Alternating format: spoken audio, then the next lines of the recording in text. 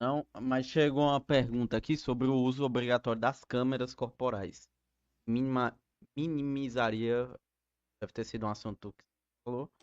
E Se- lógico, com uma metodologia bem firme quanto ao que o PM pode fazer em legítima defesa. Cara, as câmeras corporais, o pessoal fica numa polêmica. Ah, não pode usar, isso inibe o trabalho da PM. Não, meu irmão. Não inibe, não. Assim, você concorda ou você discorda das câmeras corporais? Cara, sinceramente, eu não vejo motivo para concordar ou discordar. Eu sou indiferente à questão de câmera corporal. Porque a câmera corporal por si só, ela nem ajuda e nem atrapalha. Porque se o PM ele tem legitimidade para passar fogo no bandido, ele vai passar fogo no bandido. E aí a câmera faz é ajudar para mostrar que ele tinha condições e estava dentro das regras de passar fogo no bandido.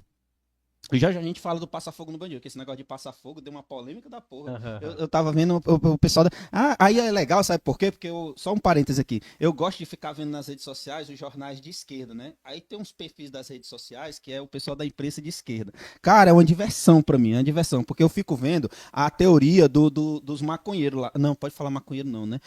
A teoria deles lá. Aí eu digo, meu irmão, os caras, tipo assim, é Nárnia o negócio lá. Então a câmera corporal, tipo, eu usaria uma câmera corporal? Usaria. Usaria. Até porque, tipo, eu quando ia para minhas operações policiais, eu ia com a minha câmera, com a GoPro, filmando. Ah, até as trocas de tiro é, porque a gente não pode estar divulgando isso aí. Mas eu ia. E muito bandido morreu. E muito bandido morreu. E as câmeras corporais nem me impediram de meter ficha nesses vagabundos e nem deixou de me inibir. Nem me inibiu. Pelo contrário, se alguém algum dia eu vier, ah, não, passou fogo ali no bichinho, era uma vítima da sociedade. Ele estava com um fuzil, não era para cometer atrocidade contra a população, não. É porque ele evangeliza em nome de Deus com um fuzil na mão. Se alguém vier depois, legal, eu digo, ó, tá aqui, ó, a filmagem. Tá aqui a filmagem, ó. Olha só o garotinho aqui, apontando o fuzil pro nosso lado. Eu não vou esperar ele dar o primeiro tiro, não. Eu rasgo ele no meio. Eu rasgo ele no meio. Então a câmera corporal, a meu ver, ela é até uma coisa boa. Mas fica essa discussão, ah, isso vai inibir o trabalho policial, isso não vai inibir o trabalho policial. Cara, eu gastaria dinheiro com câmera corporal? Não. Eu não gastaria dinheiro com câmera corporal. Eu, como governador do estado, tem tanta coisa para gastar dinheiro, eu vou gastar dinheiro com câmera corporal, sinceramente. Entendeu? Ah, é porque você quer que a polícia seja opressora e passe fogo. Não, eu quero que a polícia seja opressora e passe fogo. E ela vai fazer isso com ou sem câmera. E ela vai fazer isso com ou sem câmera. Eu já expliquei essa situação aqui. A gente tem o Instituto da Legítima Defesa. Na legítima defesa, eu não sou obrigado a fugir. Eu não sou obrigado a fugir na legítima defesa. Na legítima defesa, se eu quiser atacar com tudo que eu tenho, eu ataco com tudo que eu tenho, desde que seja para reprimir a injusta agressão, com os meios necessários. Então, vamos supor aqui, um exemplo bem extravagante, mas para você entender. Eu estou com uma bazuca. Uma bazuca. Eu só tenho uma bazuca para me defender. O Estado só me deu uma bazuca. Então, eu só ando de bazuca. E aí, eu vejo uma pessoa tentando contra a minha vida ou contra a vida de terceiros, e ela está com a faca na mão, ela está com a faca na mão e eu estou com a bazuca. E ela está tentando contra a minha vida, tentando dar uma facada em mim, ou ela está tentando contra a vida de um terceiro, tentando dar uma facada na pessoa. O que é que eu vou fazer? Eu, delegado Hugo, vou dar um tiro de bazuca nela. Se eu conseguir acertar na cabeça, melhor ainda, para explodir, que aí fica cinematograficamente mais legal. Que é isso, mas ele tava só com a faca na mão. Era para você largar a bazuca, ir lá e usar suas técnicas de Jack Chan e não, meu amigo. Qual o meio efetivo, qual é o meio necessário e efetivo que eu tenho para reprimir a injusta agressão? É eu sair na mão com o cara que tá com a faca ou eu dar um tiro nele com a única coisa que eu tenho que é uma bazuca? Se o efetivo, se você raciocinar e me disser que não, efetivo, eu tô falando de efetivo. O soco, eu ir lá, não, pegar uma pedra, né? Tem um especialista de segurança pública. Vamos usar o exemplo da especialista de segurança pública do cabelo colorido. o cara tá com a faca na mão, eu vou pegar uma pedra pra tentar reprimir a injusta agressão, ou eu vou usar a minha bazuca? Eu uso a bazuca e a lei diz que eu posso usar a bazuca. Não, mas você podia ter usado a pedra. Mas eu não quero, eu sempre vou usar a bazuca. Se a lei diz que eu posso ir de 0 a 100, eu nunca vou a 101. Mas você pode ter certeza que eu vou chegar nos 100. Não, mas você podia ir só a 10. Podia, mas não vou, eu vou a 100, porque a lei diz que eu posso ir até a 100. Então ele vai ser atropelado a 100 por hora. Sempre vai ser assim. Eu nunca vou andar a 101. Então a câmera tanto faz. A câmera tanto faz. E aí eu tenho um caso prático aqui. Monsenhor Tabosa. Eu era técnico judiciário. Foi os 3 anos que eu saí da polícia. Eu estava lá, no fórum, recebi um processo de tentativa de homicídio. Quem era a vítima? Um policial. Policial militar de Monsenhor Tabosa. Por quê? Porque o policial militar de Monsenhor Tabosa se deparou com ocorrência, com um bêbado. O bêbado estava com a faca na mão. E aí, o que foi que aconteceu? Olha só, é isso. Agora você vai entender por que é que a polícia da ponta tá do jeito que tá. Aí o policial foi lá, atendeu a ocorrência, o cara tava com a faca na mão, o policial larga. O cara não largou, começou a se aproximar do policial. Aí o que foi que o policial fez? Ele foi lá e deu um tiro na perna do cara. Por que ele não deu na cabeça?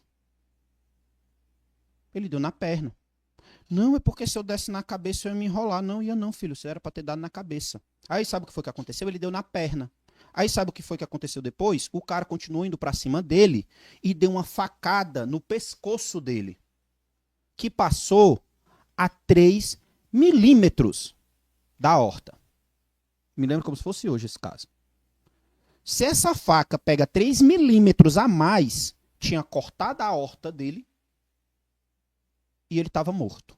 E aí eu não ia pegar lá no fórum um caso de tentativa de homicídio, eu ia pegar de homicídio consumado. Porque o policial, no lugar de ter dado um tiro no meio da testa do cara, que era o necessário para parar a injusta agressão, ele foi querer dar na perna com medo de se enrolar. E ele foi querer dar na perna com medo de se enrolar por quê? Porque aqui a gente tem um órgãozinho chamado CGD,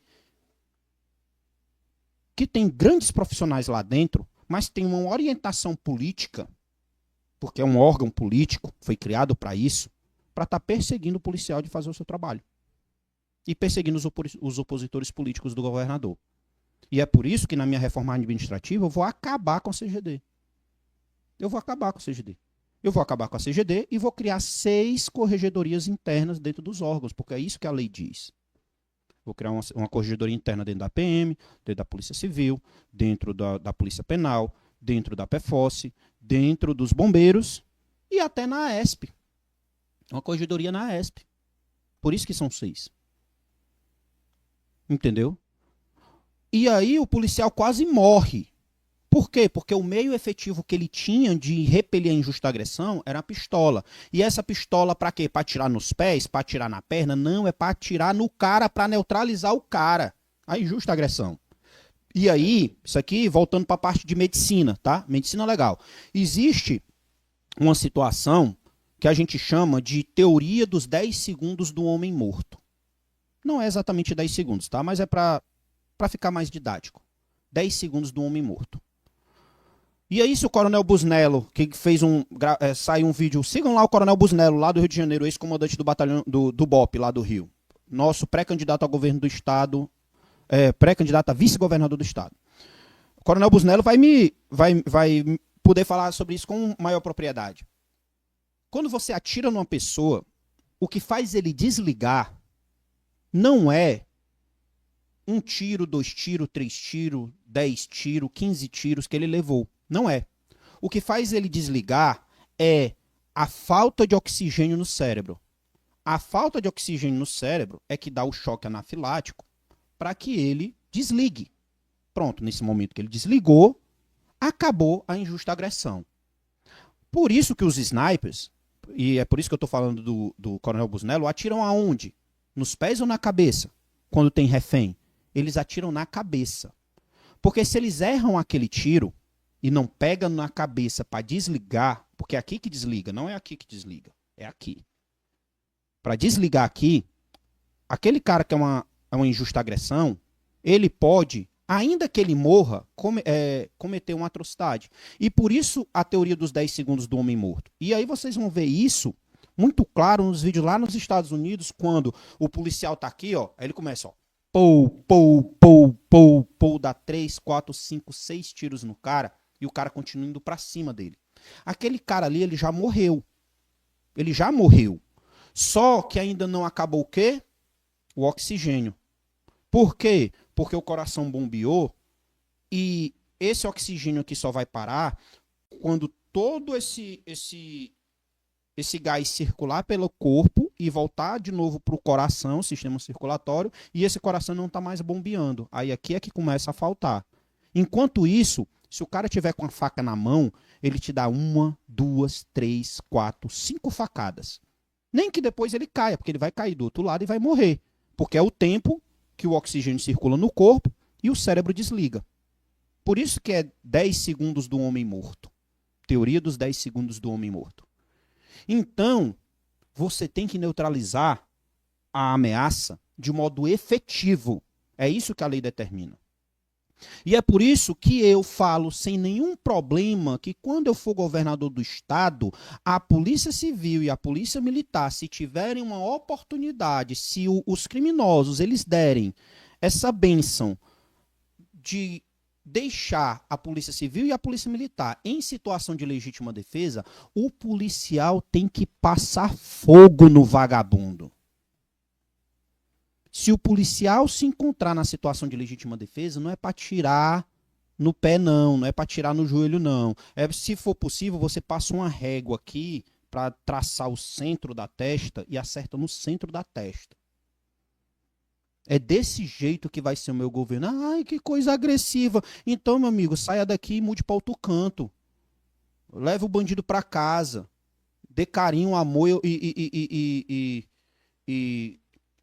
colo para ele. Porque eu não aguento mais. E aqui não é nem como policial, não. É como cidadão ver as pessoas sendo expulsas da sua casa e a polícia está escoltando. Eu não aguento mais. E a gente vai combater terror com terror. Ai, mas você quer combater a violência com mais violência? Exatamente. Com o dobro de violência. Ai, mas isso é errado. Quem foi que disse? Quem foi que disse que isso é errado? O monopólio da violência, ele é do Estado. Quem é que está falando isso? O Hugo? Não. A sociologia. Desde os primeiros contratos sociais, que o homem deixou de ser o lobo do próprio homem, nós abrimos mão do nosso direito de autotutela, de ir lá e fazer justiça com as próprias mãos, para a gente entregar para um ente fictício chamado Estado o monopólio da violência. Então, o monopólio da violência, ele é do Estado. E ele tem que ser usado pelo Estado. Porque eu, cidadão, legitimei isso no momento em que eu aceitei ficar sob as ordens do Estado. Então, como é que você aceita que um grupo criminoso paralelo exerça violência no lugar do Estado? Não existe isso. Deixe o like e se inscreva nesse canal para que a nossa mensagem chegue a mais pessoas. Para mim não é um simples gesto, é apoiar a causa. Meu sincero muito obrigado.